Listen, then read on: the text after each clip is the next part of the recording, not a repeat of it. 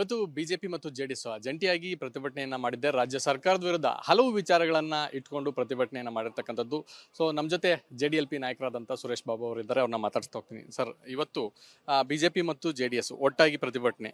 So ಸರ್ಕಾರಕ್ಕೆ ಯಾವ ರೀತಿಯಾದಂಥ ಆಗ್ರಹಗಳನ್ನು ಮಾಡ್ತೀರಾ? ಮತ್ತು ಈ ಭ್ರಷ್ಟಾಚಾರಗಳು ಒಂದು ಕಡೆ, ಇವತ್ತು ಸರ್ಕಾರ ಏನಾದರೂ ಕೂಡ ನಿಮಗೆ ನೈತಿಕತೆ ಇದ್ದರೆ ಈ ಥರ ಏನು ಎಲ್ಲ ಇಲಾಖೆಗಳಲ್ಲೂ ಕೂಡ ಭ್ರಷ್ಟಾಚಾರ ತಾಂಡವಾಡ್ತಾ ಇರ್ತಕ್ಕಂಥದ್ದು ಎಲ್ರಿಗೂ ಕೂಡ ಗೊತ್ತಿದೆ. ನಿಮಗೆ ಸಾಮಾನ್ಯ ಜನಗಳ ಹತ್ರ ನೀವು ಗೂಢಾಚಾರಿಗಳಾಗಿ ಹೋಗಿ ನೀವು ಏನಾದ್ರು ಕೂಡ ನೋಡಿದ್ರೆ ಮುಖ್ಯಮಂತ್ರಿಗಳೇ ನಿಮಗೆ ಅರ್ಥ ಆಗುತ್ತೆ ಯಾವ ಥರ ಮಾತಾಡ್ತಾರೆ. ಕಾಂಟ್ರಾಕ್ಟರ್ಗಳ್ನ ಹೋಗಿ ಮಾತಾಡಿಸಿ, ಮತ್ತು ಬೇರೆ ಬೇರೆ ಸಾಮಾನ್ಯ ಜನಗಳು ಮಾತಾಡಿಸಿ, ನೀವು ಕುಡಿಯೋರ್ನು ಕೂಡ ಹೋಗಿ ಮಾತಾಡಿಸಿ. ಏನು ನೀವು ಅಬಕಾರಿ ಇಲಾಖೆಯಲ್ಲಿ ಆಗ್ತಾ ಇರ್ತಕ್ಕಂಥದ್ದು ಕಳೆದ ನಿಮ್ಮ ಸರ್ಕಾರ ಬಂದ ಮೇಲೆ 3 ಸಲ ಮೇಲೆ ನೀವು ಅದರ ಹಣವನ್ನು ಏರಿಸಿರ್ತಕ್ಕಂಥದ್ದನ್ನ ನೋಡಿದ್ರೆ ಖಂಡಿತ ನೀವು ಭಾಗ್ಯಗಳು ಕೊಡೋಕ್ಕೋಸ್ಕರ ಈ ರೀತಿ ಅವರ ಹಣದಲ್ಲೇ ಕೊಡಬೇಕಾ ಅಂತ ಇದರಲ್ಲಿ ಹಣದಲ್ಲಿ ನಮ್ಮ ಹೆಣ್ಮಕ್ಳಿಗೆ ನೀವು ಅವ್ರ ಬದುಕು ಕಟ್ಕೊಡ್ಲಿಕ್ಕೆ ಹೋಗ್ಬೇಕಾ? ಖಂಡಿತ ಇದು ಸರಿಯಲ್ಲ. ನೀವು ಏನಾದರೂ ಕೂಡ ಒಂದು ನೈತಿಕತೆ ಇದೆ, ನಿಮಗೆ ಬಗ್ಗೆ ಒಂದು ಒಳ್ಳೆ ರೀತಿಯಲ್ಲಿದೆ ಅಂತಂದರೆ ಖಂಡಿತ ಇದಕ್ಕೆಲ್ಲ ಕಡಿವಾಣ ಹಾಕಿ ನಿಮ್ಮ ಏನು ಸಚಿವಾಲಯಗಳಲ್ಲಿ ನಿಮ್ಮ ಮಂತ್ರಿಮಂಡಲದಲ್ಲಿರ್ತಕ್ಕಂಥ ಸಚಿವರುಗಳು ಯಾವ ರೀತಿ ನಡ್ಕೋತಾವ್ರೆ ನೀವು ವರದಿಗಳು ತರಿಸ್ಕೊಳ್ಳಿ, ನೋಡಿ ಯಾವ್ಯಾವ ಇಲಾಖೆಯಲ್ಲಿ ಯಾವ್ಯಾವ ಥರ ಭ್ರಷ್ಟಾಚಾರ ತಾಂಡವಾಡ್ತಾ ಇದೆ ಅಂತಕ್ಕಂಥದ್ದು. ಇನ್ನು 2.5 ವರ್ಷಕ್ಕೆ ಎಷ್ಟು ಅಂದರೆ ಇನ್ನು 2.5 ವರ್ಷಕ್ಕೆ ಇನ್ನೇನು ಬಕಪಕ್ಷಿಗಳ ಥರ ಕಾಯ್ತಾ ಇದ್ದಾರೆ ನಿಮ್ಮ ಸಹೋದ್ಯೋಗಿಗಳು ಅಂತಕ್ಕಂಥದ್ದನ್ನ ನೀವು ಅದಕ್ಕೆ ಕಡಿವಾಣ ಆಗ್ತಾ ಇದ್ರೆ ಖಂಡಿತ ಈ ಸರ್ಕಾರಕ್ಕೆ ಕೆಟ್ಟ ಹೆಸರು ಬರೋದ್ರಲ್ಲಿ ಸಂಶಯ ಇಲ್ಲ ಅಂತಕ್ಕಂಥದ್ದು. ಸರ್, ಇದರ ಜೊತೆಗೆ ಮಹಿಳಾ ಅಧಿಕಾರಿಯನ್ನ ನಿಂದನೆ ಮಾಡಿದಂತ ರಾಜೀವ್ ಗೌಡ ಅವರು ಬಂಧನ ಆಗಿದೆ. ಸೊ ಇವರಿಗೂ ಕೂಡ ನಾಪತ್ತೆ ಆಗಿದ್ರು, ಹಿಡಿಯೋಲ್ಲಿ ವಿಫಲರಾಗಿದ್ರು. ನಾಪತ್ತೆ ಅಲ್ಲ, ಅದು ಇವರೇ ರಕ್ಷಣೆ ಮಾಡಿ ಇಟ್ಕೊಂಡಿರ್ತಾರೆ. ನಾಪತ್ತೆ ಆಗ್ಲಿಕ್ಕೆ ಎಲ್ಲೂ ಹೋಗ್ಲಿಕ್ಕೆ ಸಾಧ್ಯ ಇಲ್ಲ. ಪೊಲೀಸ್ ಕಣ್ ತಪ್ಪಿಸಿ ಇವರೇ ಅವ್ರನ್ನ ಮುಚ್ಚಿಡ್ತಾರೆ. ಯಾವಾಗ ಬೇಲ್ ಸಿಗಲ್ಲ ಅಂತ ಗೊತ್ತಾಗ್ತದೋ ಆವಾಗ ಇವರು ಅವ್ರನ್ನ ಸರೆಂಡರ್ ಮಾಡ್ತಕ್ಕಂಥ ಕೆಲಸ ಮಾಡಿದ್ದಾರೆ. ಬಿಟ್ಟರೆ ಇವರು ನಾಪತ್ತೆ ಆಗಿರ್ತಕ್ಕಂಥದ್ದಲ್ಲ. ಇಂಥವ್ರಿಗೆಲ್ಲ ಪಾಠ ಕಲಿಸ್ಬೇಕು. ಇನ್ಯಾರು ಕೂಡ ಯಾರ ಬಗ್ಗೆನೂ ಕೂಡ ಲಘುವಾಗಿ ಇವರೇ ಒಂದು ಬಿಲ್ ಅಂತ ತಂದಿದ್ದಾರೆ ಮೊನ್ನೆ, ಇನ್ನು ಒಬ್ಬರ ಬಗ್ಗೆ ಕೆಟ್ಟದಾಗ ಮಾತಾಡಬಾರ್ದು ಅಂತ. ಅದಕ್ಕೇನು ಇವರು ಕ್ರಮ ತಗೋತಾರೆ ಮೊದಲು ಈ ಸರ್ಕಾರ ಹೇಳಬೇಕು.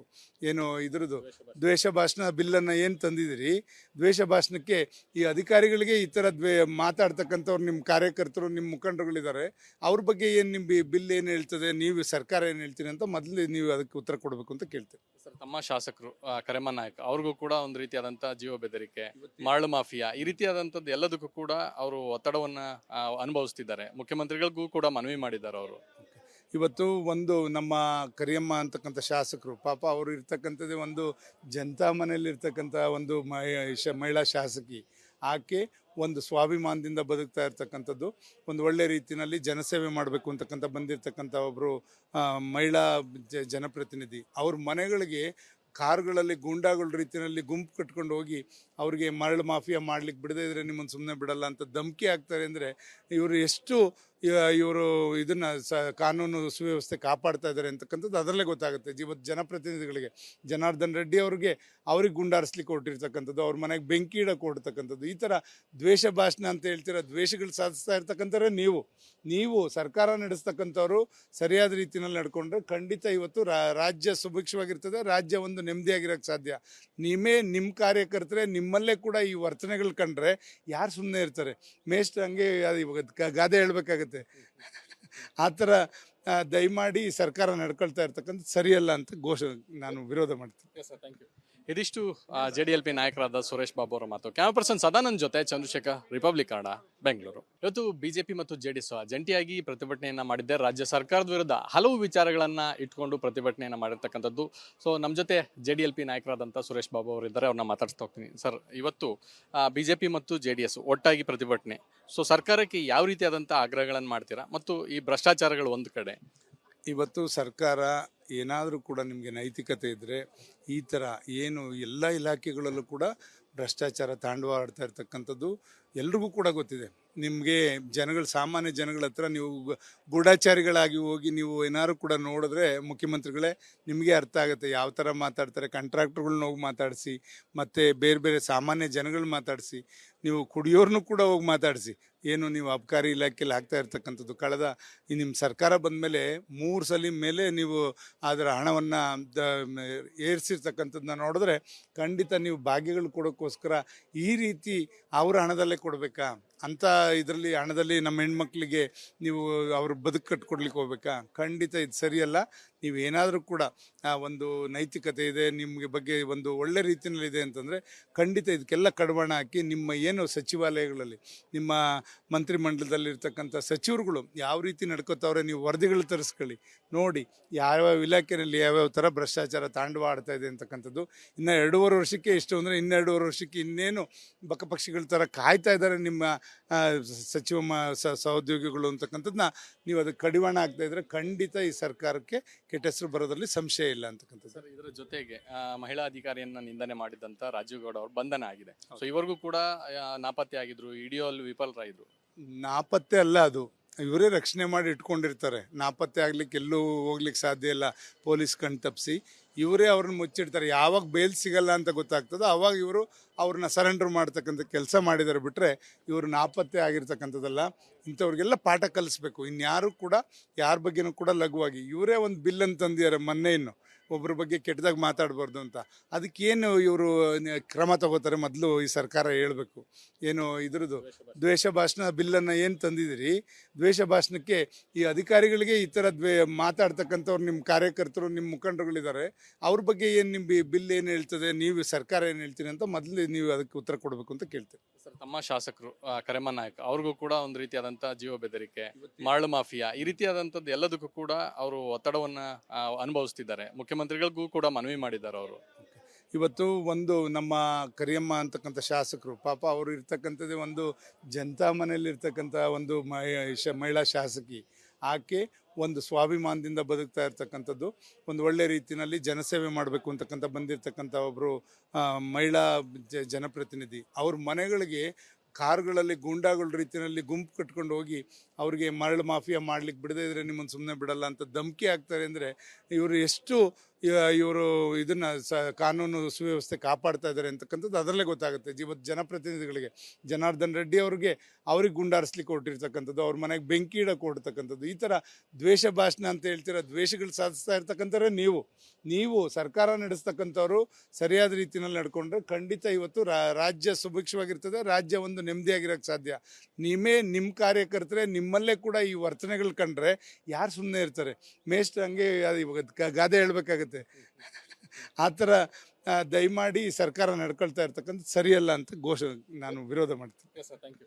ಇದಿಷ್ಟು JDLP ನಾಯಕರಾದ ಸುರೇಶ್ ಬಾಬು ಅವರ ಮಾತು. ಕ್ಯಾಮರಾ ಪರ್ಸನ್ ಸದಾನಂದ್ ಜೊತೆ ಚಂದ್ರಶೇಖರ್, ರಿಪಬ್ಲಿಕ್ ಕನ್ನಡ, ಬೆಂಗಳೂರು. ಇವತ್ತು ಬಿಜೆಪಿ ಮತ್ತು JDS ಜಂಟಿಯಾಗಿ ಪ್ರತಿಭಟನೆಯನ್ನ ಮಾಡಿದ್ದೆ. ರಾಜ್ಯ ಸರ್ಕಾರದ ವಿರುದ್ಧ ಹಲವು ವಿಚಾರಗಳನ್ನ ಇಟ್ಕೊಂಡು ಪ್ರತಿಭಟನೆಯನ್ನ ಮಾಡಿರ್ತಕ್ಕಂಥದ್ದು.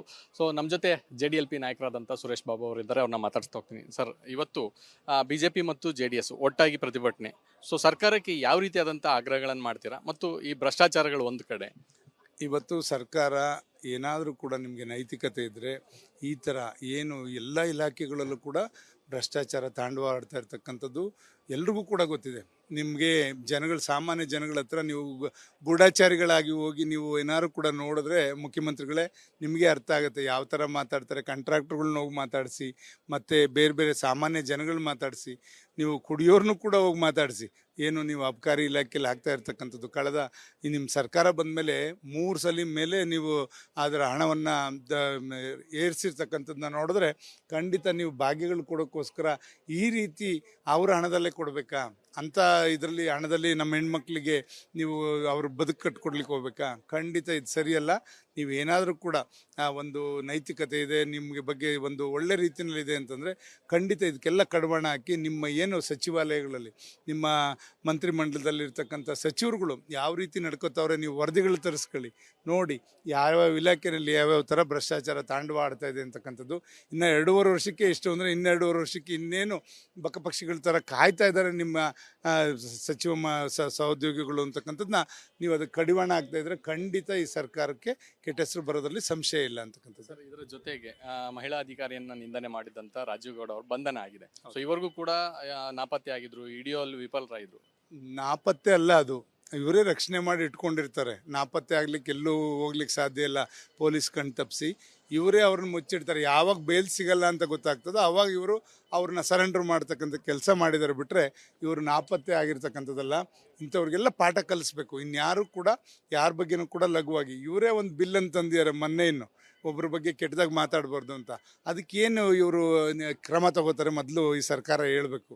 ಏನು ಇದ್ರದ್ದು ದ್ವೇಷ ಭಾಷಣ ಬಿಲ್ಲನ್ನು ಏನು ತಂದಿದ್ದೀರಿ, ದ್ವೇಷ ಭಾಷಣಕ್ಕೆ ಈ ಅಧಿಕಾರಿಗಳಿಗೆ ಈ ಥರ ಮಾತಾಡ್ತಕ್ಕಂಥವ್ರು ನಿಮ್ಮ ಕಾರ್ಯಕರ್ತರು, ನಿಮ್ಮ ಮುಖಂಡರುಗಳಿದ್ದಾರೆ, ಅವ್ರ ಬಗ್ಗೆ ಏನು ನಿಮ್ಮ ಬಿಲ್ ಏನು ಹೇಳ್ತದೆ, ನೀವು ಸರ್ಕಾರ ಏನು ಹೇಳ್ತೀನಿ ಅಂತ ಮೊದಲು ನೀವು ಅದಕ್ಕೆ ಉತ್ತರ ಕೊಡಬೇಕು ಅಂತ ಕೇಳ್ತೇವೆ. ಸರ್, ತಮ್ಮ ಶಾಸಕರು ಕರೆಮ್ಮ ನಾಯಕ್ ಅವ್ರಿಗೂ ಕೂಡ ಒಂದು ರೀತಿಯಾದಂಥ ಜೀವ ಬೆದರಿಕೆ, ಮರಳು ಮಾಫಿಯಾ, ಈ ರೀತಿಯಾದಂಥದ್ದು ಎಲ್ಲದಕ್ಕೂ ಕೂಡ ಅವರು ಒತ್ತಡವನ್ನ ಅನುಭವಿಸ್ತಿದ್ದಾರೆ. ಮುಖ್ಯಮಂತ್ರಿಗಳಿಗೂ ಕೂಡ ಮನವಿ ಮಾಡಿದ್ದಾರೆ ಅವರು. ಇವತ್ತು ಒಂದು ನಮ್ಮ ಕರಿಯಮ್ಮ ಅಂತಕ್ಕಂಥ ಶಾಸಕರು ಪಾಪ ಅವರು ಇರ್ತಕ್ಕಂಥದ್ದೇ ಒಂದು ಜನತಾ ಮನೆಯಲ್ಲಿ ಇರ್ತಕ್ಕಂಥ ಒಂದು ಮಹಿಳಾ ಶಾಸಕಿ.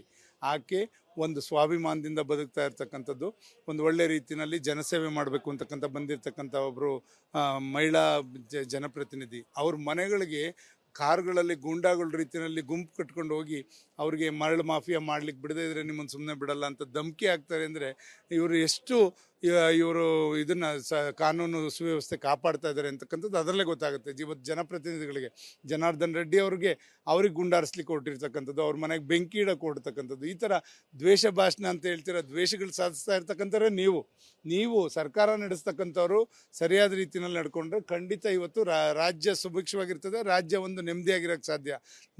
ನಿಮ್ಮ ಕಾರ್ಯಕರ್ತರೆ ನಿಮ್ಮಲ್ಲೇ ಕೂಡ ಈ ವರ್ತನೆಗಳು ಕಂಡ್ರೆ ಯಾರು ಸುಮ್ಮನೆ ಇರ್ತಾರೆ? ಮೇಷ್ಟ್ರು ಹಂಗೆ ಗಾದೆ ಹೇಳ್ಬೇಕಾಗತ್ತೆ. ಆ ಥರ ದಯಮಾಡಿ ಸರ್ಕಾರ ನಡ್ಕೊಳ್ತಾ ಇರ್ತಕ್ಕಂಥ ಸರಿಯಲ್ಲ ಅಂತ ನಾನು ವಿರೋಧ ಮಾಡ್ತೀನಿ. ಇದಿಷ್ಟು JDLP ನಾಯಕರಾದ ಸುರೇಶ್ ಬಾಬು ಅವರ ಮಾತು. ಕ್ಯಾಮರಾ ಪರ್ಸನ್ ಸದಾನಂದ್ ಜೊತೆ ಚಂದ್ರಶೇಖರ್, ರಿಪಬ್ಲಿಕ್ ಕನ್ನಡ, ಬೆಂಗಳೂರು.